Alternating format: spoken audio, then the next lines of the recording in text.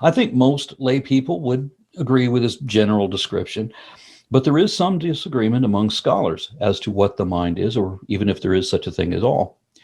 Neurophilosopher Patricia Churchland says there is no mind. There is only the brain, and that the mind is an illusion.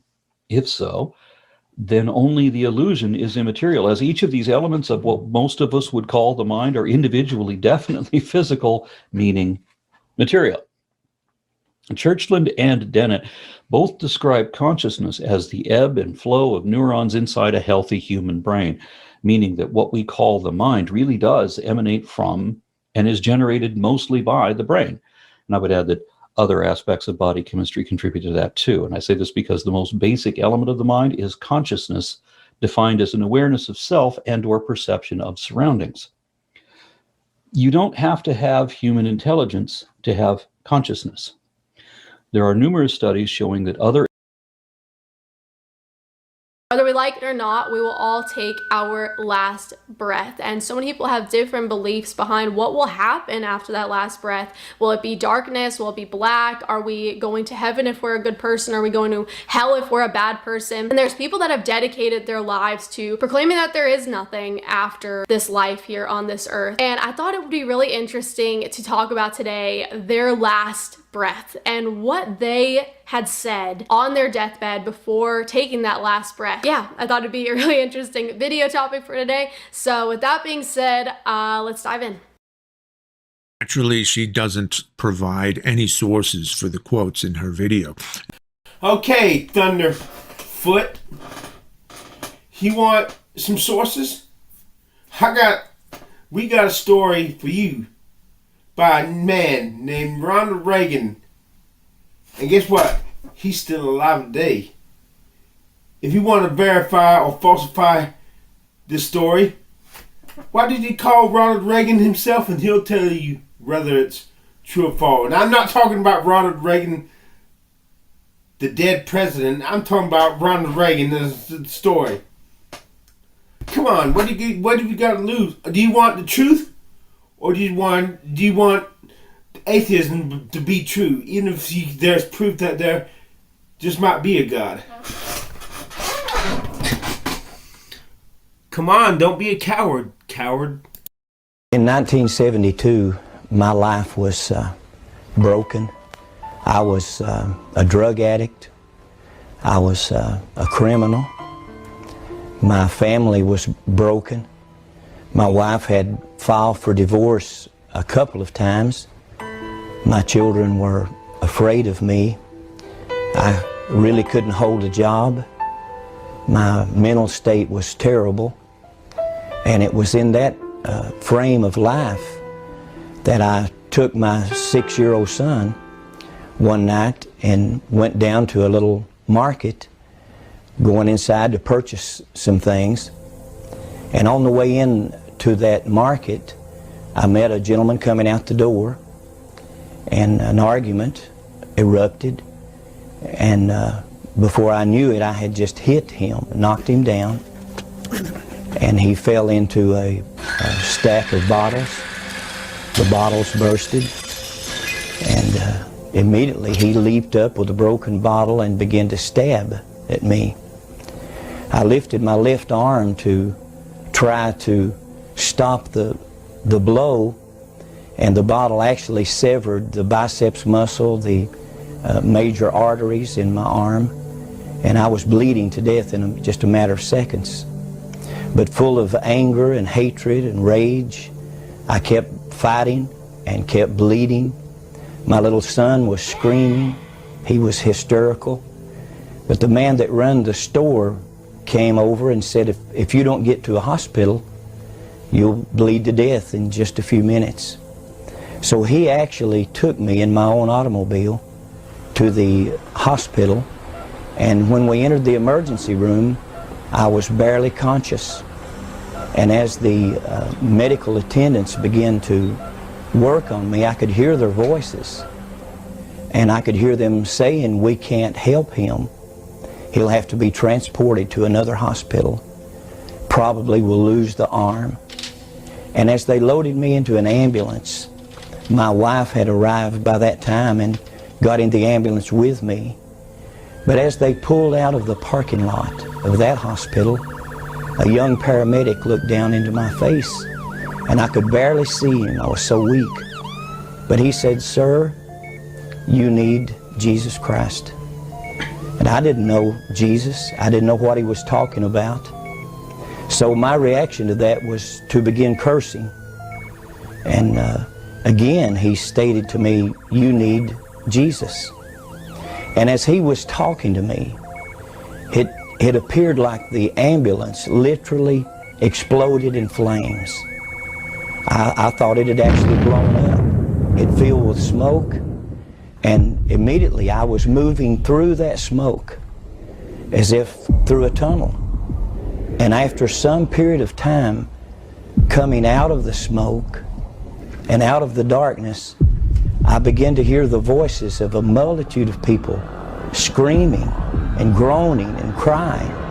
But as I looked down, the sensation was looking down upon a volcanic opening and seeing fire and smoke and people inside of this burning place screaming and crying. They were burning, but they weren't burning up. They weren't being consumed.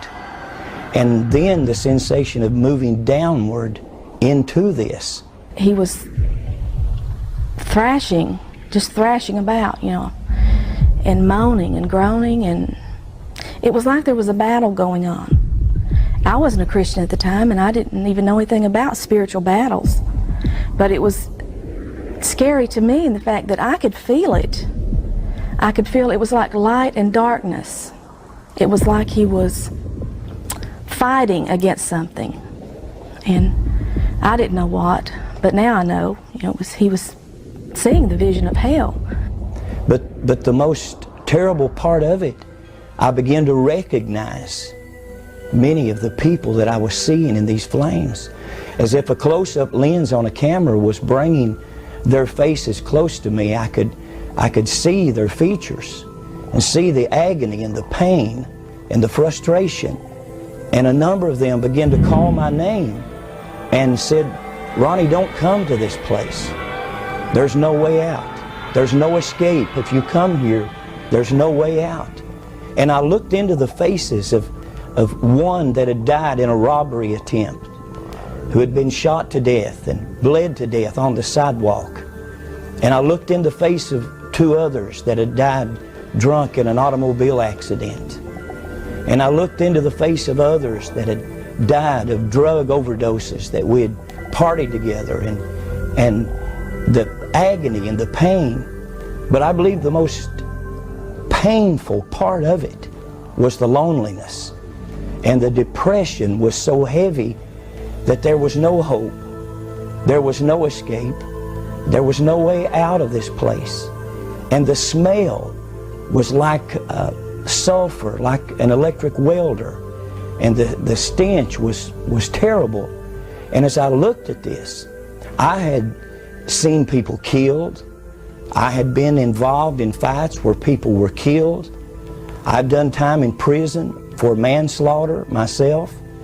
I grew up basically in a reform school and in a jail cell. I was beat on mercifully as a child by a father that had temper problems and alcohol problems. I was a runaway at 12 years old, and I felt like there was nothing in this world that could frighten me. My life was wrecked, my marriage was wrecked, my health was wrecked, but now I'm seeing something that literally scares me to death because I don't understand it. And as I'm looking into this pit, this place of fire and screams and torment, I just fade out into blackness. And when I open my eyes, I'm in a hospital room in Knoxville, Tennessee. My wife is sitting by. There have been multiple stitches put in my body. My arm was spared. There was almost 100 stitches. And I looked in the face of my wife, and I wasn't concerned about where I was. or anything around me. All I could visualize was what I had just seen. He had this funny look on his face, and it was a terrifying look. And he said, I don't really know what's happened to me, but he said, I've been in a terrible place. And I kept telling him, you're in the hospital. You've been in the hospital all along. And he kept saying, no. He said, I've been in another place. He said, I don't know exactly what it was, but he said it was terrible. It was a terrible place. I could still hear the screams. I could still smell the terrible smell. I could still feel the heat. And I could still hear the voices of people that I'd known through the years screaming for me to go back. And through the days to come, I tried every way to get that out of my mind. I tried to get drunk. I could not get drunk. I tried to get stoned. I could not get stoned. I tried everything that I could to get this off my mind, and I could not. One morning, several months later, I came home to where my wife was. I'd been trying to get drunk. I couldn't. And when I walked in the house, went back to the bedroom, the light was burning. My wife was sitting up in bed, and she had a large book open on her lap. And she looked up at me, and her face was literally shining. And she said, Ronnie, tonight I accepted the Lord Jesus Christ as my Savior. And she didn't have to say a lot to me. Our life had been filled with agony. She grew up in Chicago. Her father was a bartender on the south side of Chicago. She knew nothing about God or church or religion. And the pain in her face, the wrinkles that I'd put in her face with abuse and violence and alcoholism and drug addiction, being gone for months at a time, and her and the kids not knowing where I was. Her face had changed. The wrinkles were literally gone. The smile had replaced the sorrow and agony. And she looked at me and she said, Jesus, save me tonight. And she said, would you go with me and hear about this man called Jesus? And I thought for a second, and I thought, I've tried everything else in life. Nothing has worked for me. The people that I love most of all, my wife and my children, I'm terrible to them. And I agreed to go with her. And a couple of weeks later on a Sunday morning, a matter of fact, the date was November the 2nd, 1972, just before 12 o'clock a.m., a minister stood to read from the Bible. I was sitting in the back of the building. I didn't know anything out of the Bible. I did not know how to act in church. But the minister stood to read from the Bible, and he read from the Gospel of John. And he began to read these words that said, behold the Lamb of God that takes away the sin of the world. When he said the Lamb, he had my attention. It wouldn't have meant anything to me, any other passage. But when he mentioned the Lamb, he had this hard-hearted sinner's attention. Because when I was 9 years old, a very poor child in the mountains of eastern Tennessee, with a father that only knew anger and abuse and alcohol, a neighbor had given me a baby lamb. And I had to walk 2 miles to catch the school bus. And coming through her yard, she stopped me one day and said, son, I have a gift for you. And she showed me this baby lamb. And I took that lamb home with me. It was my friend, the only friend I felt like I had. And it was such a friend in days and weeks to come. It followed me, and it would meet me when I got off the school bus and came walking through the woods and the fields. One evening as I came in, the lamb was missing. And I heard my father cursing and screaming, and I looked up to the side of the house, and there he was working on on an old model car, changing a flat tire by hand the old way. And I tried to walk around because I didn't want to be cursed. And I tried to bypass him. And when I got on the other side of the car, I looked down, and there was my lamb with blood all over the white wool and a tar tool sticking in its body. The lamb had come around just wanting to be curious. And in a drunken fit of anger, and my father had plunged the tire iron through that lamb's body. And when I saw my lamb, my friend, dead, I began to scream as a 9-year-old child. I run into the woods screaming, "He's killed my lamb. He's killed the lamb." And at 9 years old, hatred and violence took my life, possessed my life. And from that point, I was never, ever the same. By 12 years old, I was a runaway. I was in the juvenile system, arrested time after time after time. There was no respect for authority. I hated anyone that represented authority over me. And by the time I was 15 years old, I had been in jail for car theft, for stealing, and at 15 years old, I was sentenced for manslaughter, involved in a car accident that had taken life and crippled others for life.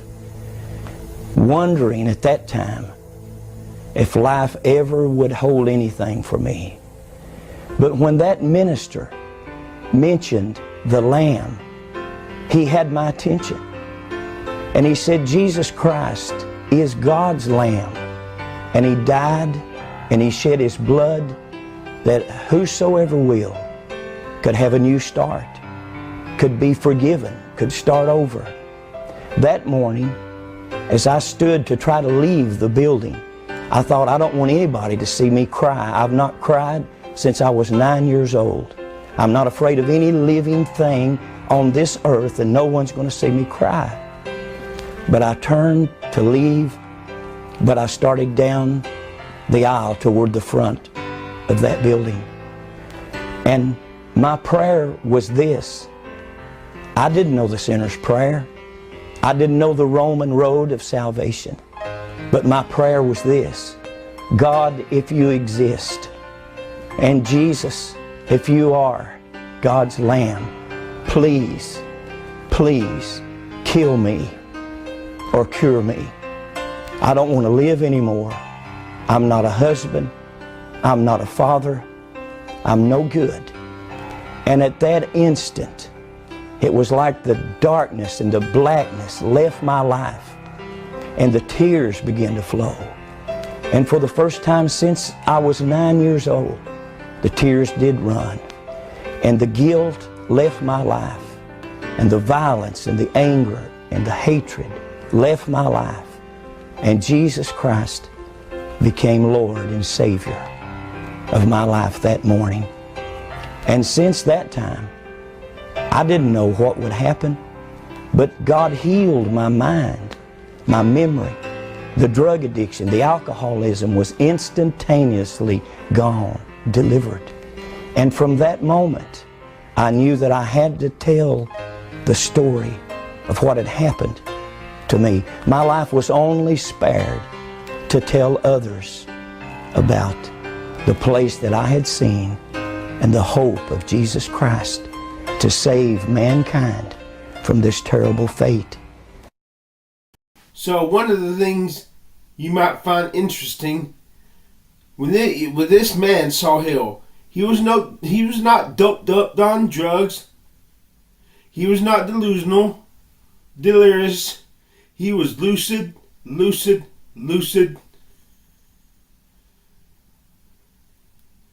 And this experience stuck with him. He tried to get drunk after he got home from the hospital. But what he saw in hell would not let him get drunk or stoned.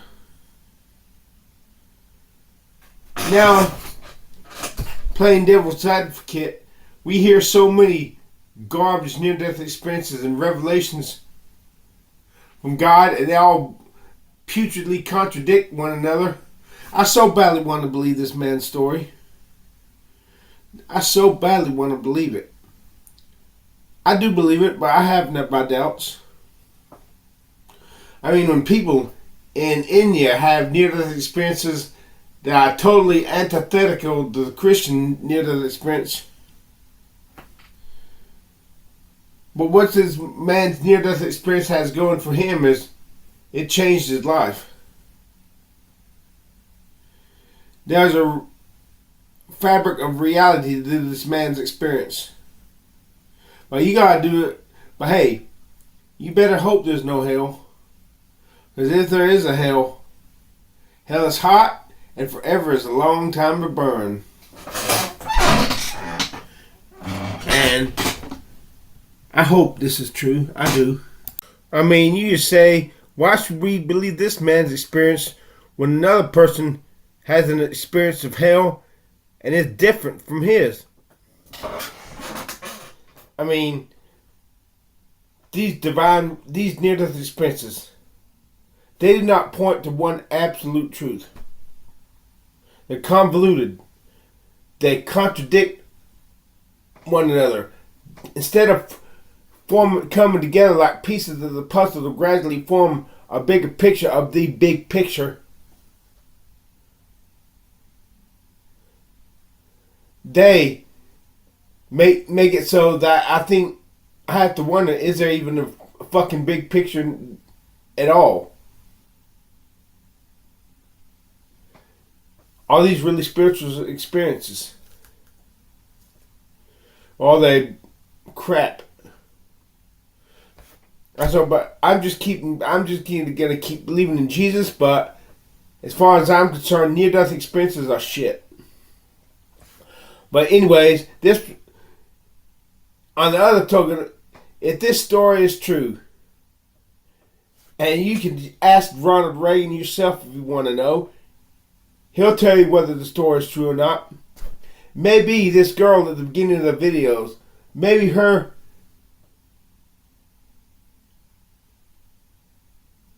book, there's a book called Voices on the Edge of Eternity about people who were dying, Christians and atheists, and what they saw as they were dying. Maybe these stories are not bullshit.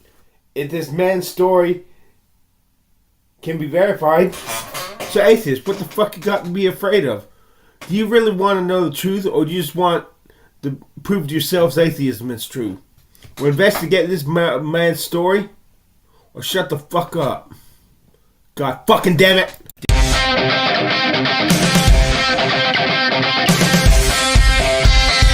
Baby, put my face, I'm a basket cake. Baby, put my face. Broke my back so you would love me, but instead you stood above, you spit me out, you kicked me down. I hate you'll never love me. They said to kill my soul, they ripped my heart from my chest, left me to rot in the grave. Should've known I'd never stay buried deep underneath. Sweet long silence me, now watch me rise on me. The dead of night, take back the one, give them a ride. Baby, put my face. Baby, put my face. Baby, put my face. And I so badly don't want to die when I die. I want to live forever. And if a few of y'all motherfuckers have to burn in hell because a few of y'all missed the boat, you're just collateral damage. I don't want to sacrifice my eternal life just because a few of y'all motherfuckers missed the boat. The mind cannot be supernatural. And she has 2 points to back that up, and I quote. One, centuries of evidence that damage to the brain can completely change the morals, beliefs, and personality traits of a person. Phineas Gage may be the most famous example, but there are numerous other examples of this. One of them being a prominent finding in neurology that tumors that grow in particular parts of the brain can lead to drastic changes, such as towards pedophilia, violence, or either to devout religiousness or a complete loss of faith. Then, if the tumor is removed, these drastic changes are completely gone, or at least drastically reduced. Sometimes this happens almost immediately, or may take a few months as the brain recovers. The same sorts of things can happen due to a stroke, brain injury, due to a car accident, bacterial infections to the brain, etc. 2. I'm so grateful Aron Ra finally brought this point up. This is a point that really bothers me, makes me doubt Jesus. You can change a person's personality by damaging the brain.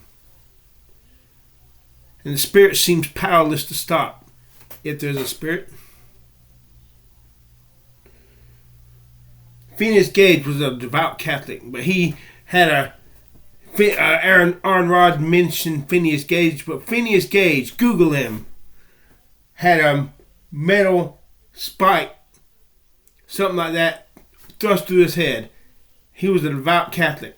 After he recovered, he became a womanizer. And I think he became a drunk. So if this man was truly saved, is God going to send him to hell through no fault of his own? I thought once you had Jesus, nothing can take Jesus said, no man is able to pluck them out of my Father's hands.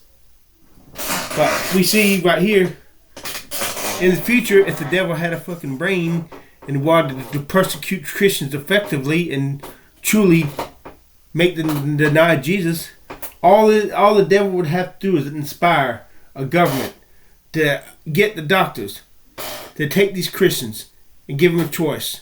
Either deny Jesus or we'll cut in your brain and change your personality and make you deny Jesus or make you forget all about him. I wonder if it's possible for someone who's truly been born again in the spirit, knows Jesus spiritually, to suffer a brain accident and totally forget that he is a Christian, and totally go back to his old lifestyle of sin. If Jesus is real and the Holy Spirit is real, there should be that element, that spiritual element, that would still be in there somewhere. You know, when people who have Alzheimer's are dying, about to die, suddenly they can remember childhood events. They can remember, right before they're dying, they can remember clearly their grandma, or their children, or their parents. How does that happen? So, if somebody suffers a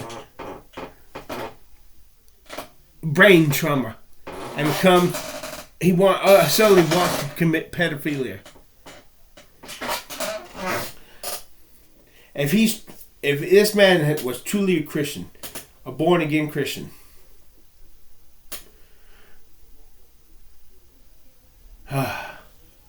there should be that spiritual element deep down somewhere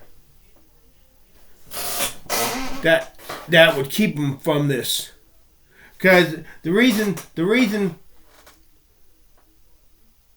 with brain injury, a serious brain injury, the reason you become more violent or suddenly become a pedophile is because the frustration that your brain creates a frustration in you.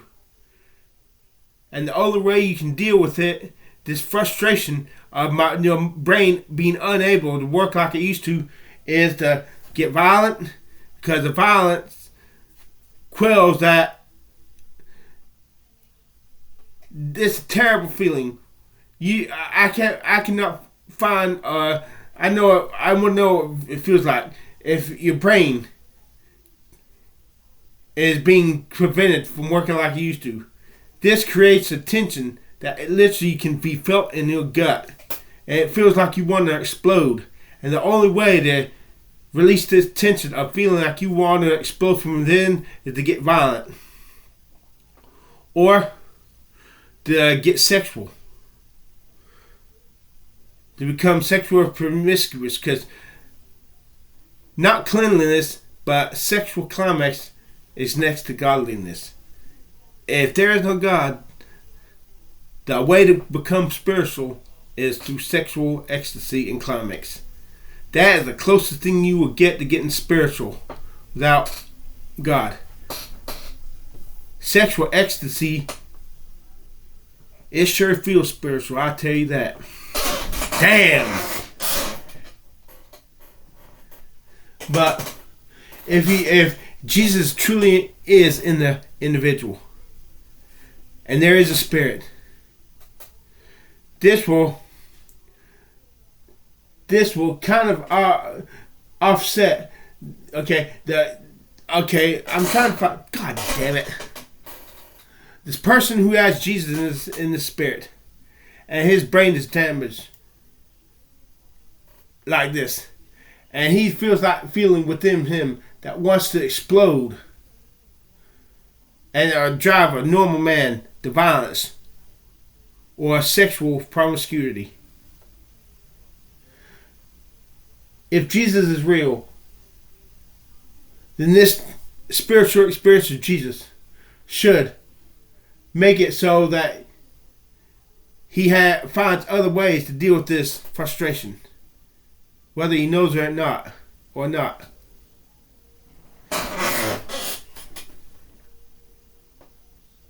And basically it boils down to the reason this born again Christian, if he does become sexually promiscuous, because he doesn't have enough faith. Jesus would say to him when he stands before God at that Phineas Gage, if he was born again, Jesus would say to him, "Oh, you of little faith, how is it that ye did not have faith?" Instead of violently condemning Phineas Gage for his life of promiscuity, Jesus will gently rebuke him, maybe a little sternly. Why did he not? Where's your faith? Where is your faith? But Jesus will forgive him, because I believe if Dr. Oliver B. Green was preaching back in 1985, he was telling a story about this Christian woman who had a mental problem that became so terrible. Yeah? Okay. And this woman one day was cursing Jesus violently. And Dr. Oliver B. Green, the preacher, said, "Don't you for one moment think that this woman is still not saved. God understands when we have mental illness. God does not condemn you for that. If your mind is not lucid, God understands." Still, I'm really, really, really disturbed.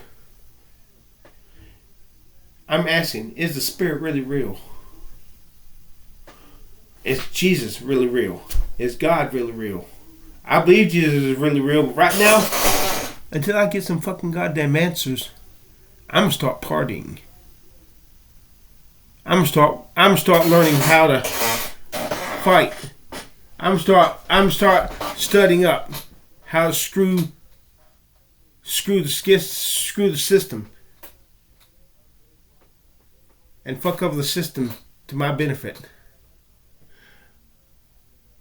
I'm gonna investigate, see if I can get my body repaired and learn how to fight, so I can start fighting and hurting tough guys with my bare hands. Instead of running from people from a fight with my tail between the leg, I want to learn how to really hurt people efficiently, and to do it in such a way that the legal repercussions will not be more than misdemeanors. I already understand if you get in the fight, if I can take my fingers like this and jab him in the throat, I can seriously harm him. And I have to do that because I'm too slow. I'm slow on my feet because I've been damaged. I have nerve damage. And so help me God, if you're a man, if you come in and attack me And if I get in the fight with you, I will try to puncture your throat. And if you die, die. Let God sort you out. But I'll make sure I do it in self-defense. Because I don't want to go to jail for that. But if I get a little... If I know I can gouge somebody's throat and manipulate the legal system to get that, I do it. I need some self-esteem. I need to hurt a few tough guys with my bare hands to get myself a little self-esteem. Whereas, if only I can eat my goddamn hair transplant. If only I could become a good-looking guy and have the long forms. And if only I could get stem cells, adipose stem cells, so I could get my mind cognitive functions back. But basically, it boils down. If only I was a good-looking guy, I wouldn't feel the need. Well, yes, I would. It wouldn't be as intense as it is now. But I could deal with being kicked around and being a doormat if I was just good-looking. If the guys hated me, but those top-notch girls loved me because I was good-looking, I could do with that. But don't get me wrong. I still want to be the hammer, not the nail. I'd rather be the hammer than the nail. Yes, I fucking would. If I only fucking goddamn Holy Ghost could. I surely fucking would. I would love nothing more than to be able to get in a fight with a guy who's a tough guy. Not an average guy, but a guy who's strapping. 6'2", 230 pounds of pure muscle. A mean guy who's mean. I'd love nothing more than to be able to fight such a guy and kick his ass. That would give me some self-esteem. And if I kick his ass, I wanna seriously damage him. I want to be able to seriously damage him. I love Steven Seagal. I admire him. He could get in a fight with these guys who make me run away with my tail between my legs, and he could break their legs. I wish I could fight and break a man's bones. That would give me some self-esteem. I want to destroy. And let me tell you something. I don't care if you're a delinquent little bastard child. I'd rather be judged by 12 than carried by 6. If a child is trying to hurt me, if a gang member who's only 14 years old comes up to me with a knife, I'll kill the motherfucker in self-defense. Don't you dare expect me to take the high road and say, oh, let the kid stab you. He doesn't know any better. Let's take it down a notch. Let's say this 10-year-old hateful gangster comes at me with a knife. Aron Ra and all those do-gooders who are rich enough, who are rich and have sweet lives, would tell me, just let him stab you. He's only 10 years old. He can't really hurt you. He doesn't know any better. He's not 18, so he can do... No. Before I let that 10-year-old stab me, I knock his fucking block off. And if he dies, he dies. See you, he'll go to hell. And because look, let me tell you something. Don't ever force me to choose between me or somebody else. That somebody else will lose every fucking time. Because I really don't know if there's life after death. So I would kill a car full of delinquents to save my ass, rather than letting them try to hurt me, because they might hurt me. I just don't. If only I ain't got no goodies to give, so I'm not gonna sacrifice my life for anybody. Hell no. Would I be willing to die to save the life of a 5-year-old? Why? I haven't lived my life to the fullest yet. Why the hell should I throw it away?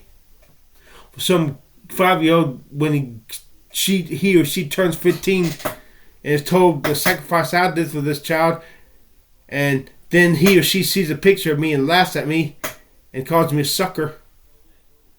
Hell no, I wouldn't. Hell no. You see, I'm looking at the four-dimensional image of this kid. He might be a sweet kid at 5 years old. He or she, when he becomes a man, he might be a shit ass. So hell no, I'm not gonna die for a little kid. Hell no. Hell no.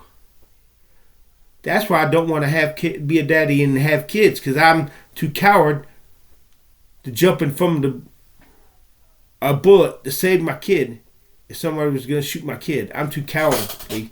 If only I knew there was life after death, maybe I could. But I have not lived my life. I have not fulfilled my destiny. I have not expressed myself adequately enough. So I ain't dying for none of y'all motherfuckers. Y'all can go to hell. Don't ever ask me to choose between me or you. You'll lose. Every fucking time. The pain of dying outweighs the pain of seeing a whole country full of y'all motherfuckers die. If only I was a good looking guy. If only I can get in that goddamn head transplant. If only I can get thousands and thousands and tens of thousands of views on my social media. Maybe in the future I'd be willing to die for a little kid. Once I've had my satisfaction, my life, me, I, myself. And let's face it, Aron Ra, if there's no God, I need a God. And if there's no God to be my God, I'll be my own goddamn God. And goddamn every goddamn one of y'all. And no, I don't want your fucking mental health, nor do I need your fucking mental health. Take it and shove it up your goddamn ass. If you really want to help me and help my personality become more loving, give me the goddamn hair transplants so I can be happy with myself. Because if I'm not happy with myself, every goddamn one of you can die tomorrow, and I won't even bat an eye. People die every day, and we don't bat an eye. What's a few more to gonna fucking matter? We're all gonna die someday. Why not now? Besides, put me in some goddamn mental hospital where they won't give me my hair medicine, and I'll lose my hair. Oh my goodness! If they do that to me, when I come out, I want to kill them. I will want to kill them for them being responsible for me losing my hair because of that red tape bullshit. Oh, that's just cosmetic. That medicine isn't important. What would you say that if I was about to kill you?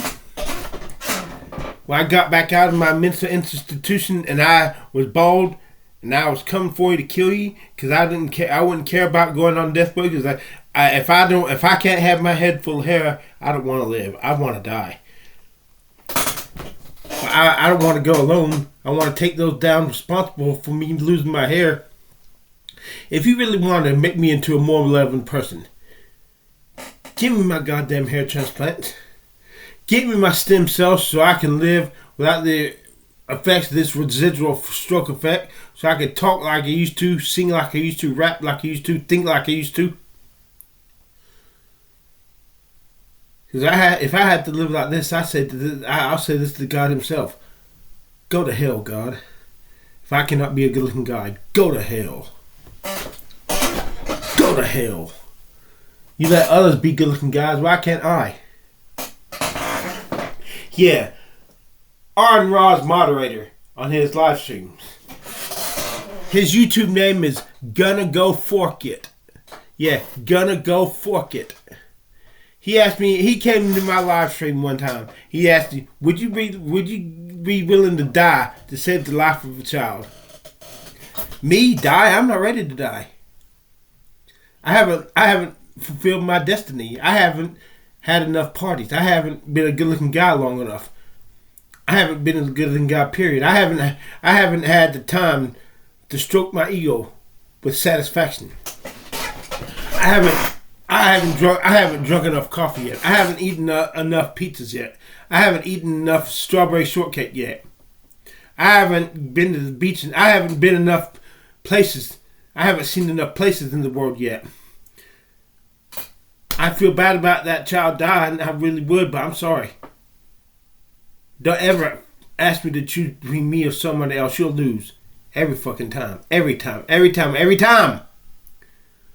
I'm so afraid of dying. I wouldn't be able to die from my mom. Even if I wanted to die from my mom. I'm terrified of dying. I'm terrified! Is there really life after death? Because if there's no life, I'd rather burn in hell and be conscious forever and ever than die and go out of existence. I'd rather push a Chevy from one end of a hell back and forth for eternity, being conscious, than die, and that be it. Now I changed my mind once I hit those flames, but right now, in my present mind, I'd rather burn in hell than go out of existence. And don't tell me this shit. Oh, you were dead before you were born, and it doesn't bother you. Hey, that was before I tasted this wonderful gift called life. I tasted the gift of consciousness and being alive, and god damn it, I don't want to stop tasting it. I want to taste it forever and ever and ever. Call me a coward. I don't give a good goddamn fuck. I need a God. I need eternity. I need to live forever. And goddamn the rest of y'all motherfuckers. It's easy for you to give your life for a kid. Gonna go fork at Aron Ra. You've had your glory. You've had your 15 minutes of fame. You've had your fans on you now. You've had your social media fame. You've had your big shotness. You've had people stroke your ego. I haven't had none of the above. And until I get that, I'd sacrifice a whole country full of people to save my ass from dying. I'd sacrifice the whole goddamn world to save my ass from dying. And if you don't like it, I don't give a good god fuck. I'm not happy with myself. And every goddamn one of you can burn in hell if you get in my way. And if you try to kill me or hurt me, I have no qualms about killing you in self-defense. And laying you waste. And then feeling good about myself because I was powerful enough to overcome. I shall overcome. I will not succumb. I shall overcome. I shall not be killed. I will kill. I shall not be denied. I shall not deny myself what makes me feel good. If it feels good, do it. Might makes right. Survival of the fittest, bitch. He who dies with the most toys still dies, but he dies a happy man. And that's the point of living. To die a happy man. Or woman. And no, I don't want your fucking mental health, nor do I need your fucking mental health. Take it and shove it up your goddamn ass. If you really want to help me and help my personality become more loving, get me the goddamn hair transplants so I can be happy with myself. Because if I'm not happy with myself, every goddamn one of you can die tomorrow, and I won't even bat an eye. People die every day, and we don't bat an eye. What's a few more that gonna fucking matter? We're all gonna die someday. Why not now? Besides, put me in some goddamn mental hospital where they won't give me my hair medicine, and I'll lose my hair. Oh my goodness! If they do that to me, when I come out, I want to kill them. I will want to kill them for them being responsible for me losing my hair because of that red tape bullshit. Oh, that's just cosmetic. That medicine isn't important. Would you say that if I was about to kill you? When I got back out of my mental institution and I was bald and I was coming for you to kill you because I didn't care. I wouldn't care about going on death row because if I can't have my head full of hair, I don't want to live. I want to die. I don't want to go alone. I want to take those down responsible for me losing my hair. If you really want to make me into a more loving person, give me my goddamn hair transplant. Give me my stem cells so I can live without the effects of this residual stroke effect. So I can talk like I used to, sing like I used to, rap like I used to, think like I used to. Because if I had to live like this, I'll say this to God himself. Go to hell, God. If I cannot be a good looking guy, go to hell. Go to hell. You let others be good-looking guys. Why can't I? Yeah. Aron Ra's moderator on his live streams. His YouTube name is Gonna Go Fork It. Yeah, Gonna Go Fork It. He asked me, he came into my live stream one time. He asked me, would you be willing to die to save the life of a child? Me die? I'm not ready to die. I haven't fulfilled my destiny. I haven't had enough parties. I haven't been a good-looking guy long enough. I haven't been a good-looking guy, period. I haven't had the time to stroke my ego with satisfaction. I haven't drunk enough coffee yet. I haven't eaten enough pizzas yet. I haven't eaten enough strawberry shortcake yet. I haven't been to the beach, and I haven't been enough places. I haven't seen enough places in the world yet. I feel bad about that child dying. I really would, but I'm sorry. Don't ever ask me to choose between me or someone else. You'll lose. Every fucking time. Every time. Every time. Every time. I'm so afraid of dying. I wouldn't be able to die from my mom. Even if I wanted to die from my mom. I'm terrified of dying. I'm terrified! Is there really life after death? Because if there's no life, I'd rather burn in hell and be conscious forever and ever than die and go out of existence. I'd rather push a Chevy from one end of a hell back and forth for eternity, being conscious, than die, and that be it. Now I changed my mind once I hit those flames, but right now, in my present mind, I'd rather burn in hell than go out of existence. And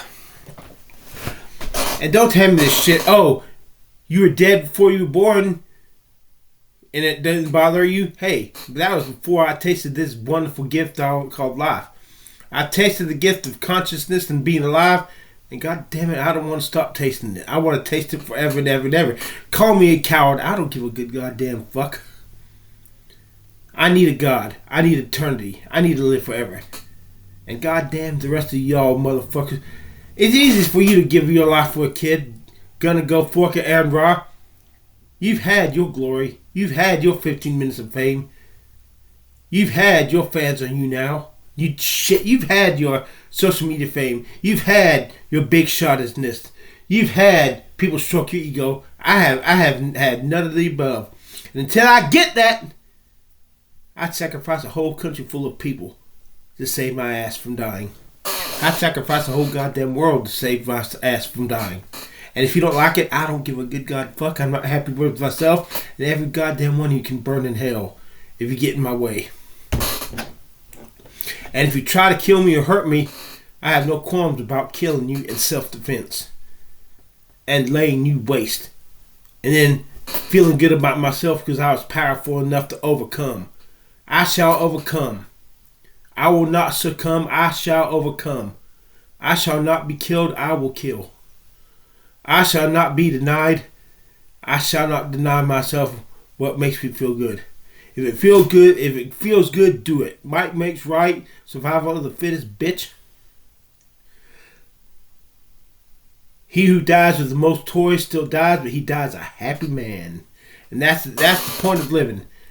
To die a happy man. Or woman.